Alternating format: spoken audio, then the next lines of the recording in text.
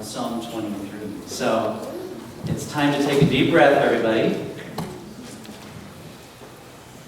I kind of needed that for myself too. I was dancing back there. Psalm 23 is one of the most beloved psalms in the Bible. And there's a reason for it. People for generations upon generations, all the way back, even before Jesus, they absolutely loved this psalm. So much so that Jesus, when he referred to himself, he would refer to himself as the Good Shepherd. There is something to it. There is something to this psalm. There is something about these few verses that grabs our hearts. It gives us comfort in times of trial. It gives us peace. It gives us assurance. And many, many, many people have even set this psalm to memory so that when everything else is stripped away from them, they can still have Psalm 23. My hope today is that as we talk about this psalm and kind of work our way through it, that love will grow in all of us. That each one of us will be able to say, yes, I love what that psalm has to say. Yes, that means this much to me too. So we're going to kind of walk our way through the psalm now. And if you want to pull out Bibles or your phones or whatever you've got your Bible on, go ahead and do that so that we can kind of walk our way through it. And I've got just a little cheat sheet right here with it too. We start off with verse 1. The Lord is my shepherd, I shall not want. The Lord is my shepherd, I shall not want. If you want to kind of have the entire message of the psalm in one verse, that's what you've got. Yahweh, the Lord, shepherds me, and I am no longer in want. In fact, I'm wantless. Everything that I need, everything that I require is there. Now, in order for us to truly understand this psalm and the significance of this psalm, we also need to get our sheep ears out. Right? Because we just want to be a sheep, and the only way you understand this psalm is by being a sheep. It doesn't work from the human perspective. You got to understand this as a sheep. So think of yourself as a sheep. Think of yourself as somebody who exists in this flock. You're not that bright. Okay, don't work too hard on that one. You're not that bright. And you have a tendency to kind of wander off. So you have two options. Either you're just going to stick with all the group, right? Or you're going to just go off someplace random and be in danger, okay? You need a shepherd. You need someone who will guide you to good things. The only way we understand this psalm is if we understand it from the perspective of a sheep, okay? We are sheep. We are helpless without our shepherd.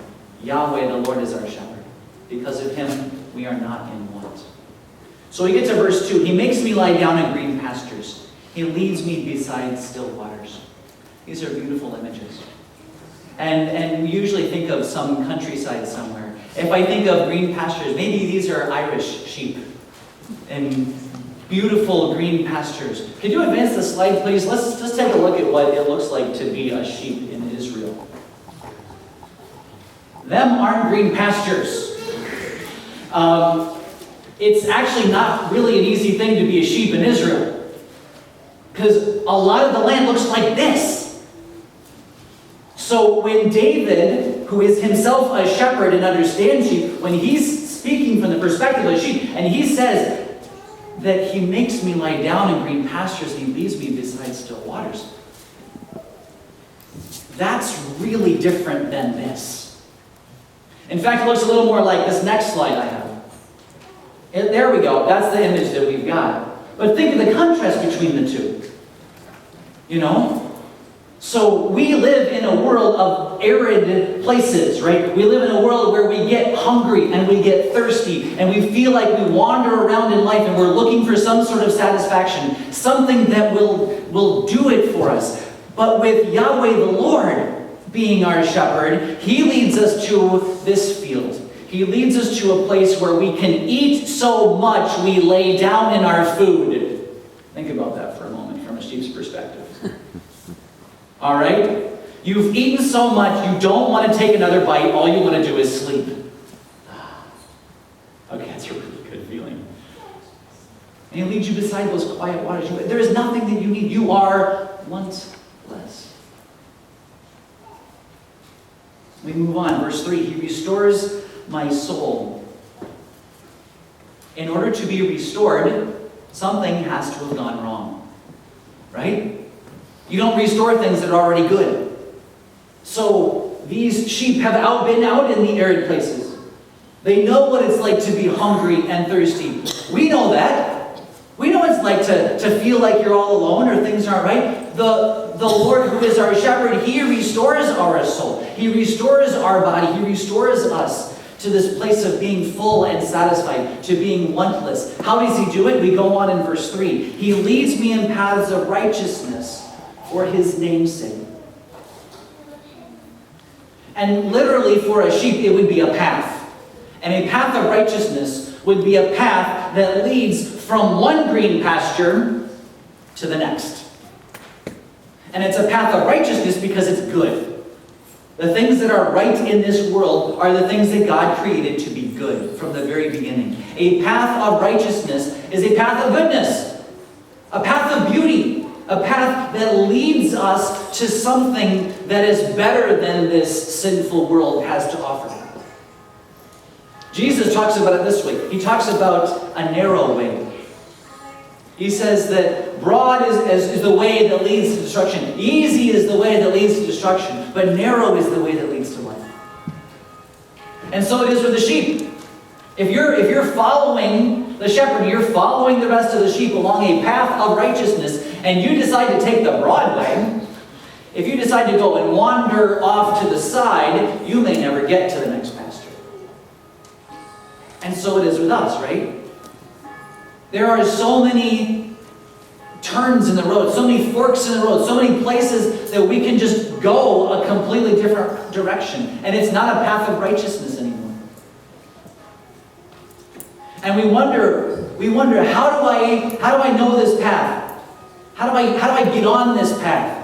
We have to get back to the beginning of the verse. He restores our soul. This is where we start to think of Jesus, right? He's the one who is out ahead of us on that narrow way. He is the one who leads us down those kinds of paths. We have Jesus, whose death and resurrection gives us the restoration that we need to even walk in that path. We wouldn't know the path if we saw it, if it weren't for Jesus. For Him giving us the restoration in our souls, to follow Him as one of His sheep.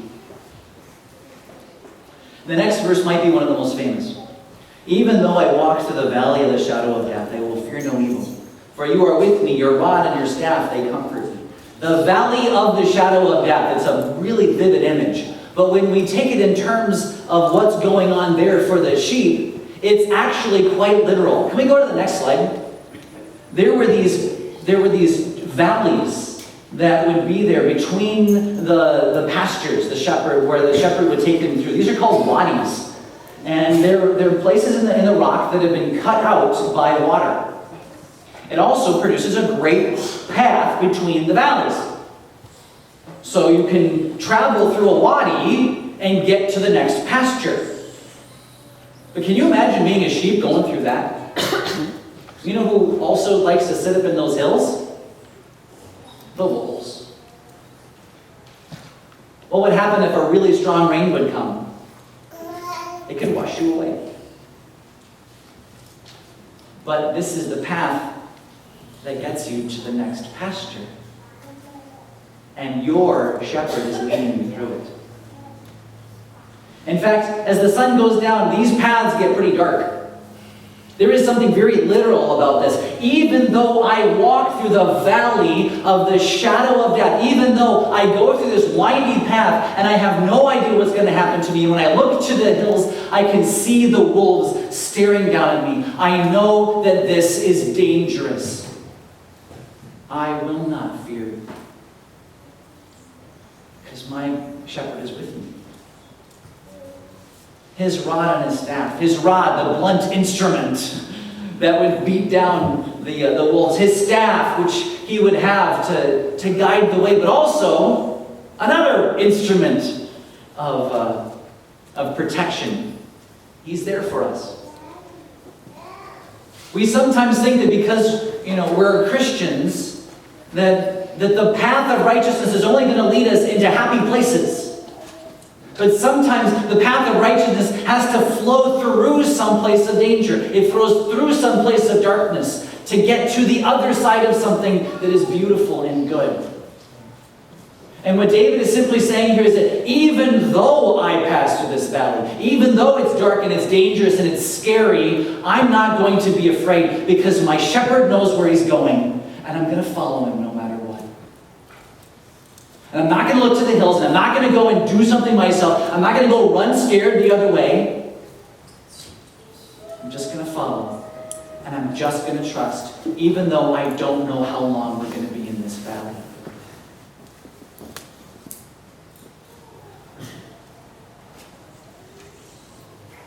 But then you get to the other side. You get through the valley, and you find another pasture. We go to the next slide. This picture here is what that might look like. Another pasture. We've been through the valley of the shadow of death. You can kind of look even back to the hills of where you came from. But now you're laying down in green grass again. Now you have quiet waters again. It's in this setting that we have the next verse. You prepare a table before me in the presence of my enemies. For a sheep, what's a table? Well, the pasture is the table, right? So you prepared this beautiful table for me. And where? In the presence of my enemies. Because you know what? In those hills, my enemies are still there. The wolves are still there. They're watching. But they couldn't get you in the valley. And they can't get you in the pasture. Because your shepherd's there. Right? And so in the presence of my enemies, He has allowed me to have peace. He's allowed me to have comfort. And so often, we can't get away from those people who oppose us. We can't fully remove ourselves from them. So that we need God to be the one to provide the protection and the comfort in the midst of that. We all can relate to times when we just feel like the enemy is everywhere. But because of our shepherd, he leads us to those beautiful places in the midst of that. So that even though they're watching, even though they can see it, we have his protection. You anoint my head with oil, my cup overflows. For a sheep in Israel, it's a dry and arid place. And sometimes the skin would actually crack and bleed. And so it's awesome to have a field full of grass. It's awesome to have the still waters. But just to top it off, my shepherd comes along with oil to soothe my cracked skin. Does it get better than this? I mean, this is awesome. My cup is overflowing. I couldn't ask for more than this. That's the perspective that we have because of our God.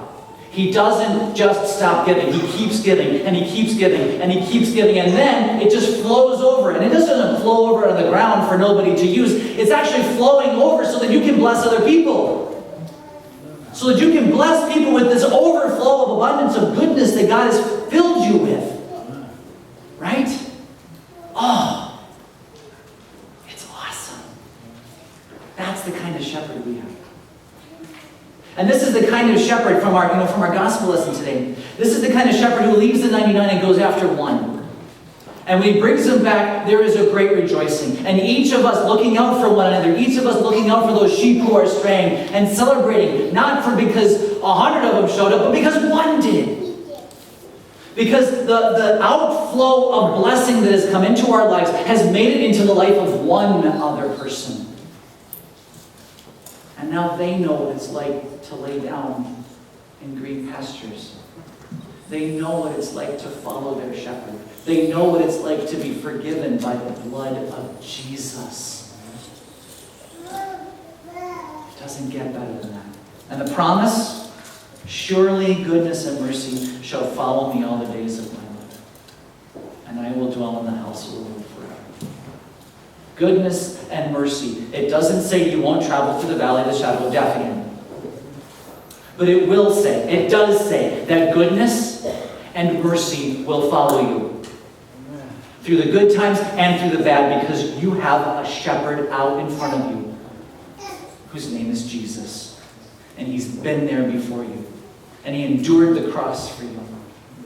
And he rose from the dead for you to lead us down these paths of righteousness all the way into a forever with him. I hope you love this. I hope in your good times and in your bad times, you have a trust in your shepherd. That you just keep on following. And don't let the other sheep get away either. That we're together in this. We're following together. And there is something absolutely beautiful about this. By the grace of God, through the blood of Jesus and an empty tomb, we have a shepherd who leads us wantless. Amen. Amen.